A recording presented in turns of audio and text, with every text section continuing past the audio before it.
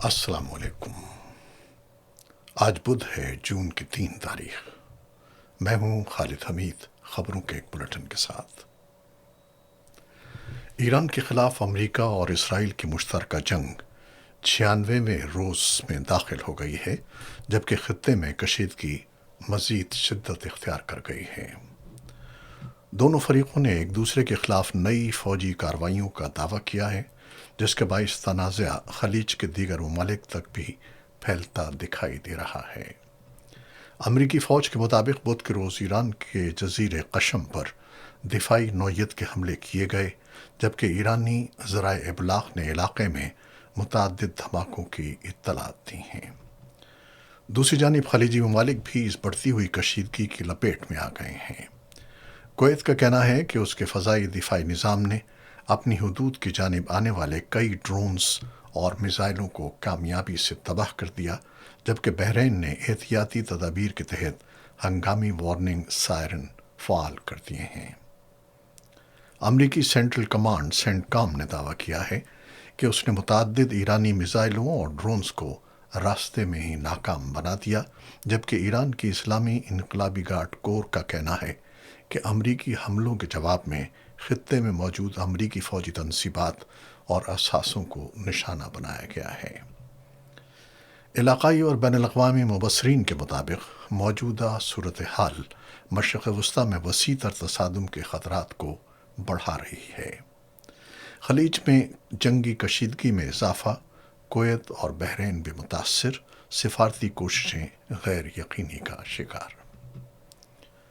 امریکہ، اسرائیل اور ایران کے درمیان جاری جنگ کے دوران خلیج میں کشیدگی مزید بڑھ گئی ہے، جبکہ جنگ بندی اور سفارتی حل کی کوششوں پر بھی غیر یقینی کے سائے منڈلا رہے ہیں۔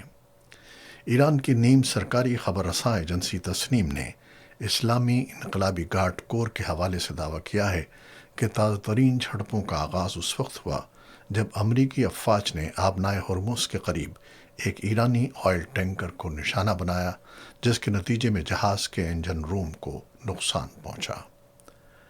IRGC کے مطابق اس کے جواب میں ایک امریکی اسرائیلی بحری جہاز پر میزائل حملہ کیا گیا، جبکہ بعد ازاں امریکی افواج نے جزیرے قشم کے جنوب میں واقع ایک ایرانی مواصلاتی ٹاور کو نشانہ بنایا۔ ایرانی فورسز کا دعویٰ ہے کہ جوابی کارروائی میں امریکی فوجی اہداف پر میزائل اور ڈرون حملے کیے گئے، جن میں ایک فضائی اڈہ، بحرین میں امریکی 5ویں بحری بیڑے کا ہیڈ کوارٹر اور خطے میں تعینات ایک فوجی ہیلی کاپٹر شامل ہیں، تاہم ان دعووں کی آزاد ذرائع سے تصدیق نہیں ہو سکی۔ دوسری جانب ایران کی سیاسی اور عسکری قیادت نے اگرچہ امریکہ کے ساتھ ممکنہ معاہدے کا دروازہ مکمل طور پر بند نہیں کیا ہے، تاہم دونوں ممالک کے درمیان گہرے عدم اعتماد اور سخت موقف مذاکراتی عمل کو پیچیدہ بنا رہے ہیں۔ ایرانی قیادت مسلسل اس بات پر زور دے رہی ہے کہ کسی بھی صورت واشنگٹن کے سامنے ہتھیار نہیں ڈالے جائیں گے، تاہم ممکنہ معاہدے کے خد و خال پر اندرونی سطح پر مختلف آراء بھی پائی جاتی ہیں۔ ایرانی ڈرون اور میزائل حملوں کے بعد کویت میں سیکیورٹی الرٹ جاری کر دیا گیا ہے۔ کویتی وزارت دفاع کے مطابق فضائی دفاعی نظام نے رات گئے متعدد میزائلوں اور ڈرونز کو فضا میں ہی تباہ کر دیا، جبکہ مختلف علاقوں میں سنے جانے والے دھماکوں کی آوازیں انہی دفاعی کارروائیوں کا نتیجہ تھیں۔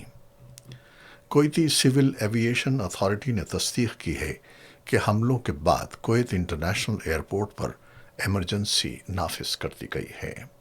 اتھارٹی کے مطابق حملوں کے نتیجے میں ایئرپورٹ کی متعدد تنصیبات کو نقصان پہنچا ہے۔ کویتی وزارت خارجہ نے ایک شہری کی ہلاکت کی تصدیق کی ہے، جبکہ وزارت صحت کے مطابق حملوں میں کم از کم 63 افراد زخمی ہوئے ہیں۔ زخمیوں میں ایئرپورٹ کے ملازمین اور مسافر بھی شامل ہیں۔ متحدہ عرب امارات کے صدارتی مشیر انور قرقاش نے کویت اور بحرین پر حملوں کے بعد خلیجی ممالک سے مشترکہ اور مضبوط موقف اپنانے کا مطالبہ کیا ہے۔ اپنے بیان میں انور قرقاش نے کہا کہ کویت اور بحرین کے خلاف ایرانی کارروائیوں کے بعد خلیجی ریاستوں کو متحد ہو کر رد عمل دینا چاہیے اور کسی بھی رکن ملک کو تنہا نشانہ بننے نہیں دینا چاہیے۔ انہوں نے کہا کہ خلیجی ممالک کی سلامتی، مفادات اور مستقبل ایک دوسرے سے جڑے ہوئے ہیں، لہٰذا کسی ایک ملک کے خلاف جارحیت در حقیقت پورے خلیجی خطے کے خلاف اقدام تصور کی جانی چاہیے۔ علاقائی مبصرین کے مطابق حالیہ پیش رفت سے مشرق وسطیٰ میں وسیع تر جنگ کے خدشات مزید بڑھ گئے ہیں، جبکہ سفارتی کوششوں کی کامیابی اب بھی غیر یقینی دکھائی دے رہی ہے۔ امریکہ اور ایران کے درمیان براہ راست عسکری تصادم میں شدت، دونوں جانب سے حملوں اور جوابی کارروائیوں کے دعوے۔ خلیج میں بڑھتی ہوئی کشیدگی کے دوران امریکہ اور ایران نے ایک دوسرے کے خلاف نئی فوجی کارروائیوں کے دعوے کیے ہیں، جس سے خطے میں سیکیورٹی صورتحال مزید پیچیدہ ہو گئی ہے۔ امریکی سینٹرل کمانڈ کے مطابق امریکی افواج نے ایرانی جزیرہ قشم میں واقع فوجی تنصیبات کو نشانہ بنایا ہے۔ ایرانی ذرائع ابلاغ کے مطابق اس کارروائی میں بحرین میں قائم امریکی 5ویں بحری بیڑے کے ہیڈ کوارٹر، ایک فضائی اڈے اور فوجی ہیلی کاپٹروں کو نشانہ بنایا گیا۔ پاسداران انقلاب نے یہ بھی دعویٰ کیا ہے کہ آبنائے ہرمز کے قریب ایک ایرانی آئل ٹینکر پر حملے کے بعد ایک جہاز پر میزائل داغے گئے۔ امریکی صدر ڈونلڈ ٹرمپ نے کہا ہے کہ ایران نے اس بات پر اتفاق کیا ہے کہ وہ جوہری ہتھیار حاصل نہیں کرے گا۔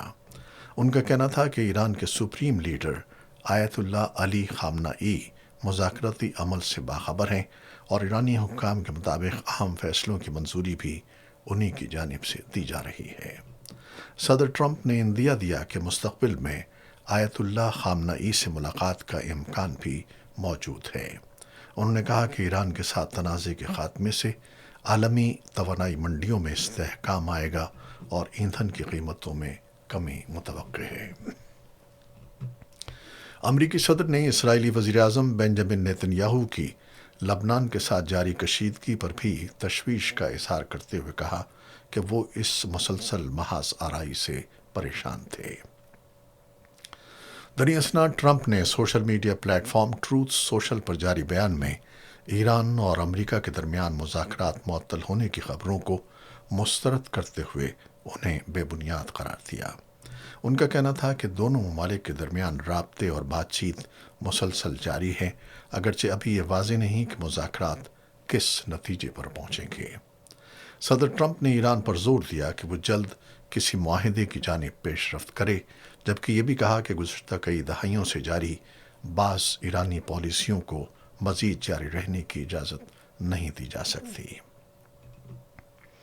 اور پاکستان سے یہ خبر، اڈیالہ جیل میں پاکستان تحریک انصاف کے بانی عمران خان اور ان کی اہلیہ بشرا بی بی کے درمیان ملاقات کرائی گئی، جو تقریباً 40 منٹ تک جاری رہی۔